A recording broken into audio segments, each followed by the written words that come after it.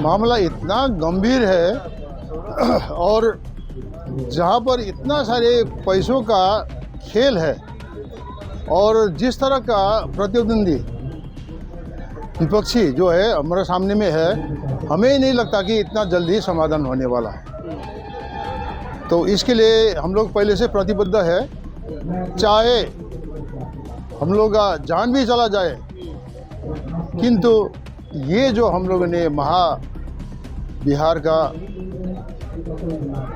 Liberation का मुक्ति का जो संकल्प लिया है, इसमें हम लोग पक्का सफल होंगे।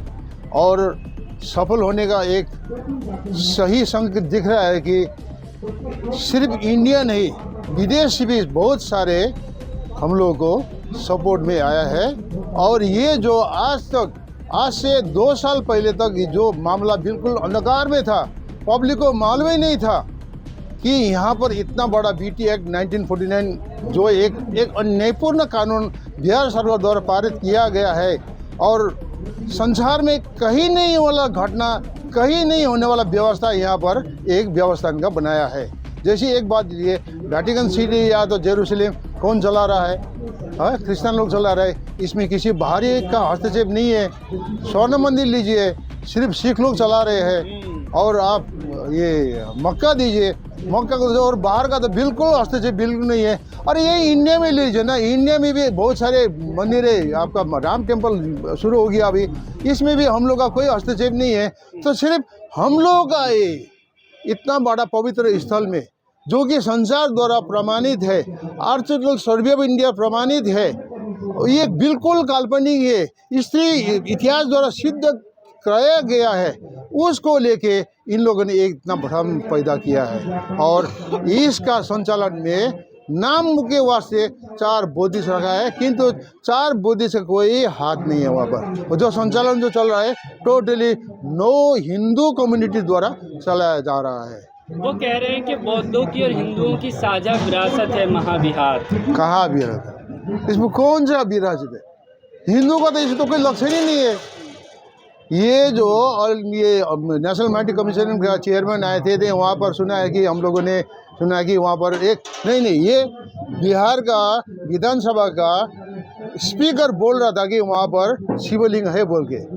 और इसको पुष्टि करने के लिए नेशनल माइनॉरिटी कमीशन का चेयरमैन आए थे यहाँ पर, तो उसको हमने दिखा दिया कि क्या दिखाया, वेंचेंग द्वारा लिखित भारत भ्रमण बोल के एक पुस्तक, जहाँ पर उन्होंने 627 ईस्वी में 629 AD में जब यहाँ पर आए थे, तो उन लोगों ने आंखों देखा हाल यहाँ पर बौद्ध बिहार का दिखा। वहाँ पर कोई शिवलिंग, कोई ऐसा हिंदू देवी देवता का उपस्थिति बिल्कुल नहीं था। बिल्कुल नहीं था। अगर होता तो अपना वृत्तांत में पक्का लिखते। तो क्या ये बाद में रखे गए हैं? अब बाद में नहीं, ये तो हाल ही में रखा गया है, हाल ही में 100 साल भी नहीं हुआ। अच्छा। तो ये देखिए एक बात है, अब अंदर गए हैं ना, अब अंदर जाके देखिए 5 पांडव। अब देखने से मालूम पड़ता है वो पांडव है, वो 5 पांडव है, वो युधिष्ठिर है, अर्जुन है, नकुल है, सहदेव है। वो कहाँ बुद्ध को मूर्ति को जबरदस्ती 5 पांडव बना के रखा है? ये एक भ्रष्ट, ये तो इसको बोलता है कि भ्रष्टाचार बोलता है इसको, पैसा उठाने का एक जरिया है। तो क्या इन लोगों की मंशा है, क्या कारण है कि बस ये है कि बस महाविहार का जो महाविहार में जो फंड आ रहा है उसका सही सदुपयोग न होके उसका दुरुपयोग हो रहा है। अभी हम लोग सबको बोल रहे हैं कि वहाँ महाविहार में दान मत देना, क्योंकि हम लोग तो बुद्धों को बोल के दान देते हैं, किंतु वो पैसा सही जगह नहीं जा रहा है। कितना फंड आता होगा डेली का? अरे आप देखिए, कल परसों हमने पेपर में भी हम लिखा है ये बात, एक नेपाली पेपर है जो सिलगुड़ी से प्रकाशित होता है, उसमें वृत्तांत लिखा है कि 15 दिन में वो बड़ा डोनेशन बॉक्स भरा हुआ देखा हमने। भरा 15 दिन में कैसे मालूम पड़ गया कि लास्ट ओपन ऑन इतना तारीख बोल के लिखा था। तो हम देखा कि 15 दिन में वो पैसा पूरा भर के ऊपर से कार्ड से ठूसा जा रहा था। अब ये अन सीजन, सितंबर महीना तो अन सीजन है, वो उस टाइम पर तो इतना श्रद्धालु नहीं आता है। आप सोच लीजिए ये जो फरवरी मार्च का कितना पैसा आता होगा।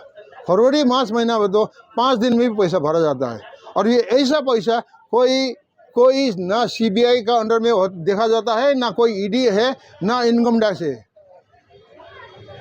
इतना भ्रष्टाचार का कोई हिसाब ही नहीं है वहाँ पर। तो भ्रष्टाचार हो रहा है जो फंड पूरा 100% भ्रष्टाचार हो रहा है। ये इतना पैसा आता है, इसे पैसे तो यहाँ पर एक मानवतावादी काम बहुत होना चाहिए। स्कूल खोलना चाहिए, हॉस्पिटल खोलना चाहिए, वृद्ध आश्रम खोला जाना चाहिए, अनाथ आश्रम खोला जाना चाहिए, पर कुछ भी नहीं हो रहा है ये पैसा। तो सर लेकिन लड़ेंगे कैसे, कैसे जीतेंगे? नहीं, बस यही लड़ेंगे, हम लोग लड़ेंगे, आगे बढ़ रहा है। और आप लोगों का सहयोग, आप लोगों का सहभागिता, जिस तरह से आप लोगों ने हम लोग को ऊर्जा दिया है, उसके वास्ते हम लोग आगे बढ़ेंगे। और ये बात है कि आप असत्य को कितना दिन तक उसको उठा के हाथ में रखेंगे? किसी न किसी दिन सत्य को छिपा तो नहीं सकता आप, सत्य तो अपने आप उजागर हो ही जाएगा।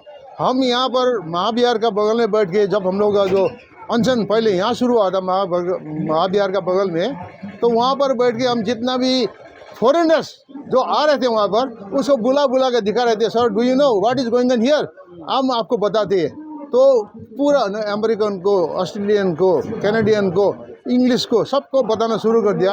वो लोगों ने ताज्जुब हो गया, अरे this thing is going in India, ऐसा होता है क्या यहाँ पर?